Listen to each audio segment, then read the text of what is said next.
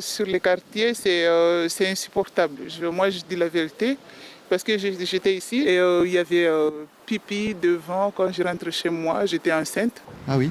Oui. Il y avait pipi. La nuit, c'était la fumée des drogues. Ah oui? Oui, il y avait tous les fumées sur le logement. On n'arrivait pas à dormir avec mes enfants. C'était dur pour vivre. J'étais enceinte en plus. J'ai passé les 5 ans dans ce quartier. C'était pas bon du tout. Gardien, il passe tous les jours faire la serpillère. Finalement, ça lui fatiguait aussi. Il a laissé. C'est moi que je prends l'eau. Quand je fais le linge, je mets L'eau sur le sol pour nettoyer? oui, pour nettoyer. Et je laisse comme ça. On passe sur l'eau, c'était comme ça. Et finalement, comme j'ai vu que ça continue, il y avait même où il fait caca devant et moi, je rentre derrière. Toi, Nazim, est-ce que je peux me permettre de dire que tu viens de Turquie Ouais, et que tu es venu ici il y a quelques années déjà, 18 ans quand même. 18 ans. Donc tu as vu quand même évoluer la situation en France. Comment tu la juges, toi, cette situation, avec ton point de vue, quand même, avec un pied à l'extérieur? Comment tu vois la France? Qu'est-ce qui ne va pas? Quel est le mal français? Écoute, moi je suis turc en Turquie, c'est clair, ok? Quand je suis arrivé en France, c'est pour devenir français que je suis arrivé en France. Donc en France, moi je veux être français. Et je suis arrivé pour une France que j'avais justement imaginée, sans voiture cramée, sans femmes harcelées, avec des rapports hommes-femmes à l'occidental, c'est-à-dire dans une liberté totale.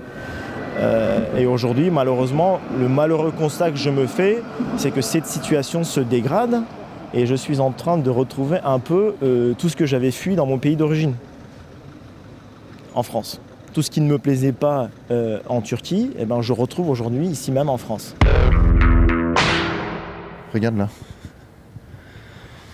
Des traces de voitures brûlées ou de poubelles brûlées qu'ils ont placées ici pour bloquer le quartier aux policiers pendant les émeutes. Et là on voit des traces de voitures brûlées. Le quartier est marqué par les émeutes. Hein. Vous avez vu ce qui se passe devant?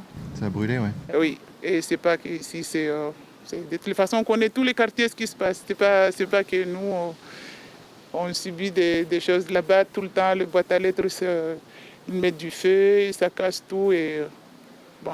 Vous voudriez déménager de ce quartier, partir, aller ailleurs? Pour déménager, même si on déménage, je pense que les autres quartiers, c'est la même chose. Bon, c'est pas qu'il y a Brest. Nous, on sait que c'est pas qu'ici. C'est en France que tout ça, ça existe. Parce que moi, je peux pas dire que il y a qu'ici, mais même à Mayotte, il y a des choses qui se passent que... Oui, c'est pas facile, mais on est de Mayotte? Vous venez de Mayotte? Oui. Ah oui, c'est compliqué là-bas. Oui, c'est compliqué. C'est pas qu'ici. Nous, on peut pas dire que s'il y a qu'en France, c'est pas que la France. C'est dans le monde, ça se passe. Ok, donc là, on a le grand classique des quartiers en France. Les meubles abandonnés, voilà. Tu vois Vincent, en fait ça c'est quelque chose qui me rend dingue. J'aurais vu cette scène en Turquie, ça m'aurait pas étonné parce que moi j'ai l'habitude, j'ai grandi dans ça parce que nous on n'avait pas de déchetterie, on n'avait pas de bac de tri, même les conteneurs à la poubelle c'était rare. Donc les gens balancent leurs déchets dans la rue, en Turquie je comprends. Mais ici qu'ils fassent ça, alors ça me dépasse, ça me révolte parce qu'il y a la déchetterie de Guipava qui a à moins de 10 minutes en voiture. Ils ont les bacs de tri, regarde, juste à côté, il y a des poubelles partout et ils ne trouvent rien de mieux que de balancer leurs déchets comme ça là où ils vivent. Et ça, c'est typique dans tous les quartiers HLM. Là, je retrouve un peu mon pays d'origine, ça me... ça me rappelle mon enfance. Tu te repayses. Voilà, je me repayse exactement. Je ne suis pas dépaysé, on va dire ça comme ça. Ok.